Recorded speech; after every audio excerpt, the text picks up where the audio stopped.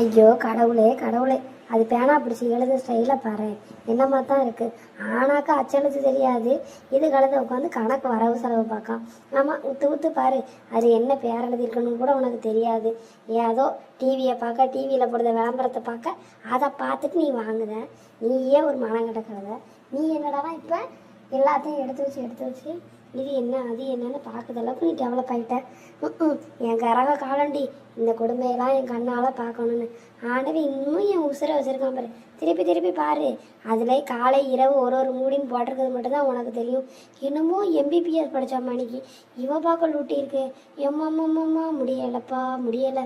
நமக்கே பார்க்க எனக்கே நெஞ்சோலி வந்துடும் போல இருக்குது. அப்படித்தான் எழுது. அப்புறம் டாக்டர் கூட அப்படி எழுதி கொடுத்துருக்க மாட்டான் அந்த பயலுக்கு போனதுக்கு. ஆமாம், இந்த ஒன்றை மட்டும் விரிச்சு பார்த்துருவா. பேம்பர்ஸு வேறு என்னெல்லாம் இருக்குது, என்ன வாங்கியிருக்கோம், என்ன கொடுத்துருக்கோங்கிறத எடுத்து பாரு. இந்த ஒன்று தான் உனக்கு தெரிஞ்ச விஷயமே பேம்பர்ஸுங்கிறது. அதுவுமே உருப்படி கிடையாது. பிள்ளை பக்க போய் தான் அதுவும் தெரிஞ்சிருக்கு. இல்லை அதுவும் உனக்கு தெரியாது. இன்னும் யோசி. இவ போடுற கணக்கை பார்த்தா என்னமோ இவன் 1,00,000 சம்பளம் வாங்கி கொடுத்த மணியும், அதை அவள் 8 பேருக்கு பங்கு வச்ச கொடுத்த மணியும், இந்த அளவுக்கு சிந்திச்சு கணக்கெழுதால அட கிறக காலமே. நீ இப்படி படிப்பு நல்லா படிச்சிருந்தா கூட இந்நேரத்துக்கு உண்மையிலே நீ டாக்டரில் ஒரு கம்பவுண்டராக ஆகிருப்ப. எழுதா வரேன், எதுக்கு அவள் கதவை பிடிக்கிட்டு எழுதானு அவங்க யாருக்காவது தெரியுமா? யாராவது பொசுக்குன்னு வந்துட்டு நோட்டில் என்னம்மா எழுதியிருக்குன்னு நோட்டை வாங்கிட்டான்னு வச்சுக்கோங்களேன். இவன் வேறு பெல்லிங் மிஸ்டேக் வருவா, கான்னு போட்டு வைப்பா. துணையெழுத்து எங்கே வரும், எங்கே போடக்கூடாதுன்னு தெரியாது.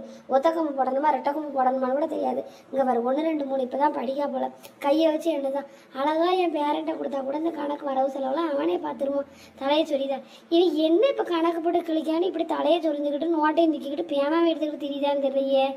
ஏவா இவளுக்கு இந்த பாடத்தை சொல்லி கொடுத்தாலும் தெரியல, ஏவா சொல்லி கொடுத்தாலும் தெரிய ஒரு நல்ல புத்திமதியை சொல்லி கொடுக்காங்களான்னு பாருங்களேன். ஐயோ அம்மா முடியலம்மா. டானிக்கை 10 தடவை பார்க்க வருங்க.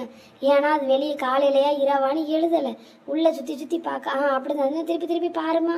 4 பாட்டில் வாங்கிட்டு 40,000 தடவை கணக்கு பார்க்காளே.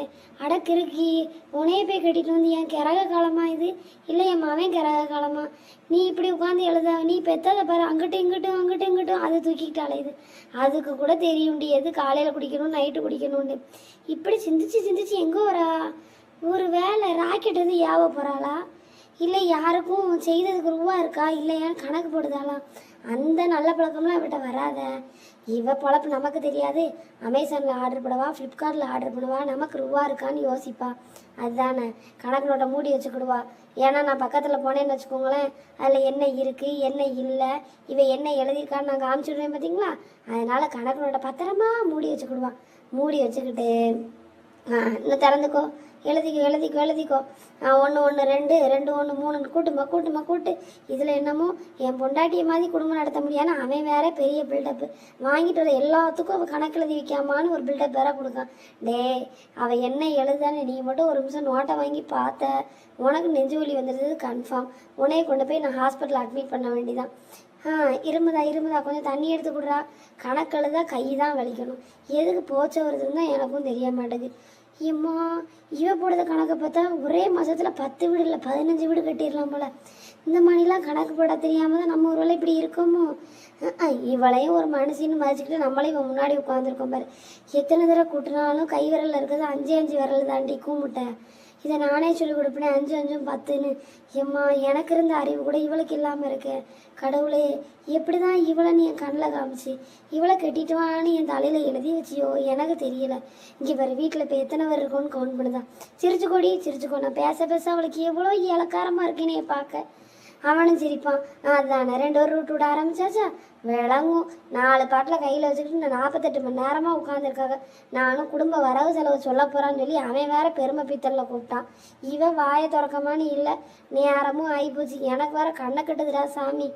இவன் முன்னாடி யோசிச்சு 5 போடவா 50 போடவா, இல்லை 500 ரூபாய்க்கு எத்தனை 0 வரும், 5000க்கு எத்தனை 0 வரும்னு கூட்டி கழிச்சு அவள் போடவே 2 நாள் ஆக்கிடுவா போல. இதை சாக்க சொல்லி இன்னும் சோறு பொங்காமல் இருக்கதான், குழம்பு வைக்காமல் இருக்கதான் ஒரு வழியா முடிச்சுட்டாங்கம்மா.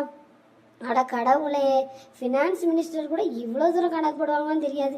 இவ படுத்த பாட பாருங்களேன். ஒருத்த வீட்டு கணக்கை போட்டுக்கிட்டு அதானே இவ பள்ளிக்கூடத்தில் ஒழுங்காக வீட்டு கணக்கு செஞ்சிருந்தானே இப்போ வந்து செய்ய முடியும். இவ பண்ண பகுமானத்துக்கு இப்போ டயர்டாகி படுத்துருவா. கையில் செலவுக்கு ரூபா இல்லைன்னு அப்செட்டாக இருக்கேன்னு புருஷனை சொல்லி கடையில் தீவனம் வாங்கணும். அட தின்னி கழுத 5 5 10ன்னு கூட்ட தெரியாத கழுதையெல்லாம் நான் வச்சு மாரடிக்கனே. எம்மா முடியலம்மா எனக்கு.